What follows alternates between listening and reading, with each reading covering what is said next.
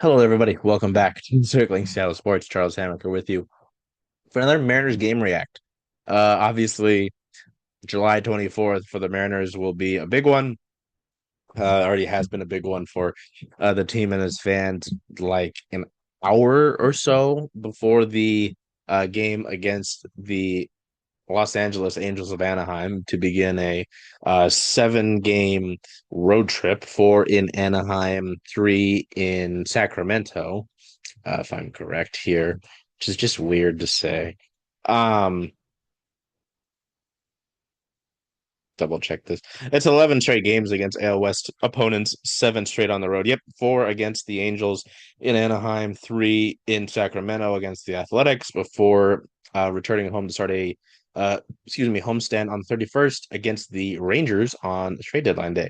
So this was a big one. Let's see if I can find the pass and tweet from when it first officially came out.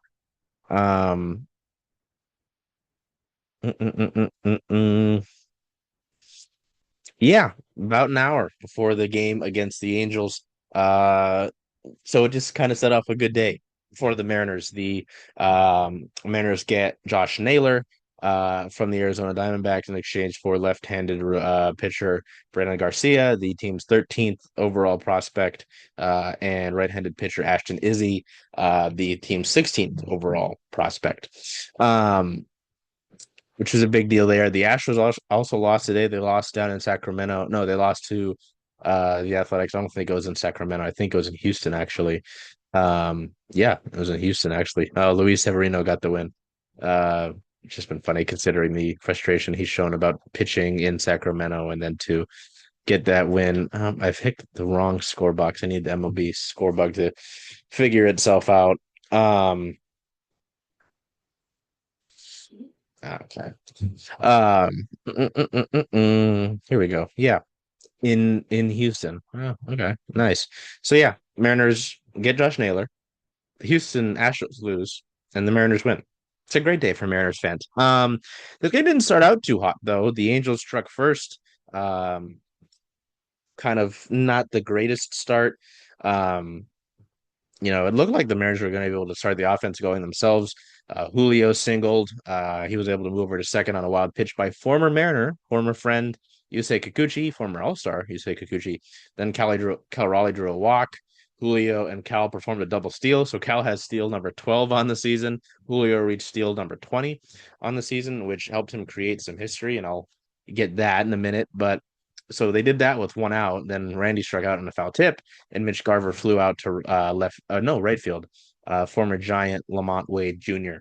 So, early opportunity to strike first, they don't do that, and then immediately after, the Angels were able to get some stuff going off Mariners starter Logan Evans, who was able to settle in and get his fourth win of his major league season.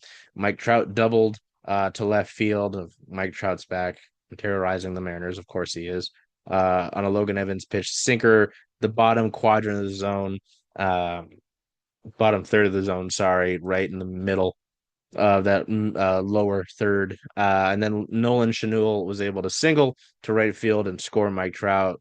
So double single. I think just the early run was just a little scary there. And I think, oh boy, like here we go. But wasn't how things would go.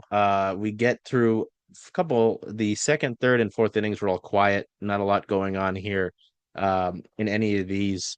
JP Crawford singled in the third, but that was kind of it. Mike Trout walked in the third. So nothing too interesting going on, as you can see.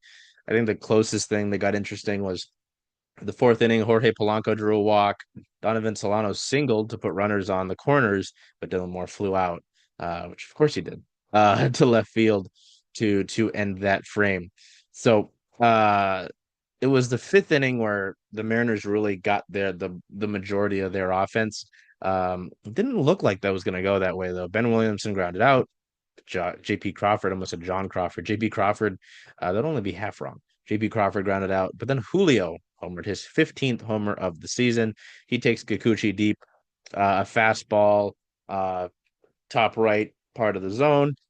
just hammered that one out to right field, a home run in all 30 ballparks. That home run helped him become the first player in Major League Baseball history with 20 plus deals and 15 plus homers in each of his first four career seasons, which anytime you are the first player in MLB history to do something is remarkable. So nice to see Julio get that, ties the game up. But as I was saying, Cal, because he singled the very next plate appearance, and then Randy Arozarena hit his 19th homer of the season. Slider just below dead red center. Um, Takes that to left field to score Cal Raleigh a two-run homer. Randy's hit 11 home runs since June 30th, which is tied for the most in the majors with Eugenio Suarez. Um, Interesting. Okay. So that was really cool to see. Things actually kept going as Mitch Garver doubled on a sharp line to about right center field. That would end Yusei Kikuchi's day. They brought in Connor Brogdon, but Jorge Polanco flew out to left field to end that inning. Um, I gotta check what Randy's got because yeah, he's got the homer. He's hit the 2020 mark so often, you know. I think he's pretty close. I think he's like a 19 stolen base. No, 16. Sorry. I'm a little excited. So he'll get that. Um, but yeah, the Mariners had that nice 3-run fifth inning. The Angels wouldn't be able to strike back until the seventh, when it was a Luis Renifo single to center field. Uh, Oh, interesting. Luis Renifo advanced to second on a balk. We were actually recording our trade reaction to Josh Naylor during this. Zach Neto singled on a sharp ground ball to left fielder Randy Arozarena. This with Carlos Vargas in pitching. I think, oh boy. But they bring in Gabe Spire, who gets Mike Trout to fly out and avoid any further damage. So at this point, it's 3-2. You think, okay, it's a little close here. You need some juice. The Angels and their relievers. Yeah, I don't know who Sam Backman is. Interesting. They had Jose Fermin start throw the eighth. Immediately, the first batter, sorry, that Fermin faces is Jorge Polanco, and Polanco homers on a ball to right center field. He takes a 97.7 miles an hour fastball just on the bottom rail of the zone, and he's able to drive that out to right center field. He's hitting pretty decently well over his last 15 games.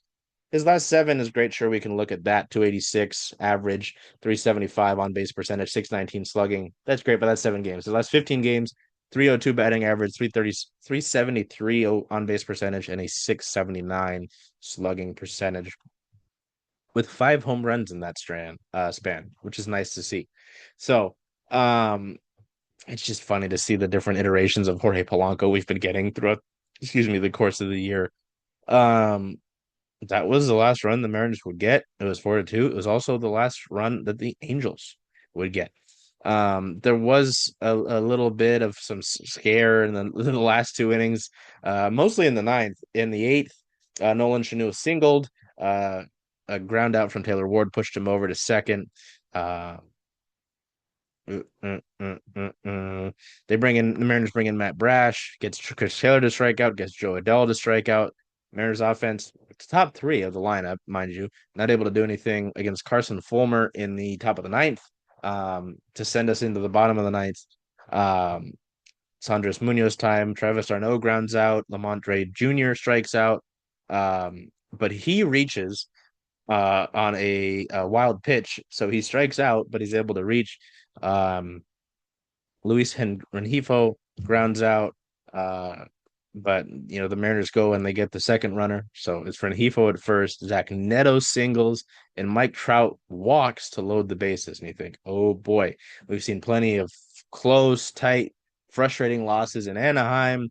And Mike Trout has been the boogeyman. So I guess nice to see that he only walks. But it brings up Nolan Schanuel, who has done just a lot of pure hitting. Unfortunately, the Angels are weird. They like to bring up their guys really quick. Schanuel just hits pretty well. He had a 4-hit game a few days ago against the Mets. He's hitting 276 on the season, yes, but over his last 15 games, he's hitting 311. So not an easy out by any means, but He swings at the first pitch. He swings at a Munoz slider at 85.4.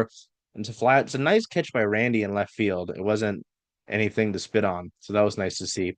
Um, but yeah, no, the Mariners get that win. It just feels like an all-around great day of vibes for the Mariners to get Naylor for the price that they did, understanding that he is a rental, of course.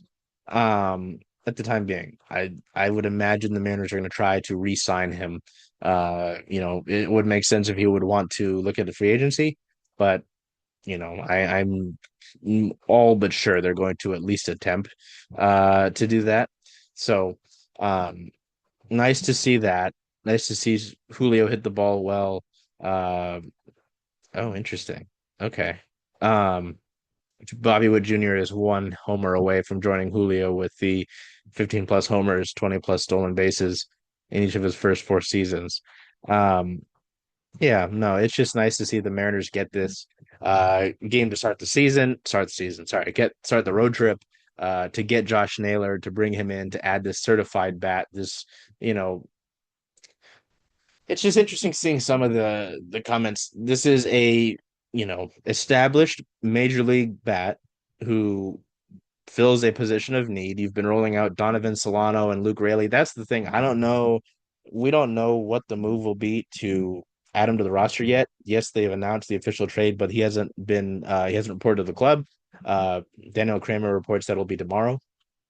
Today, by the time you're watching this. Um, I don't know. It's something to consider.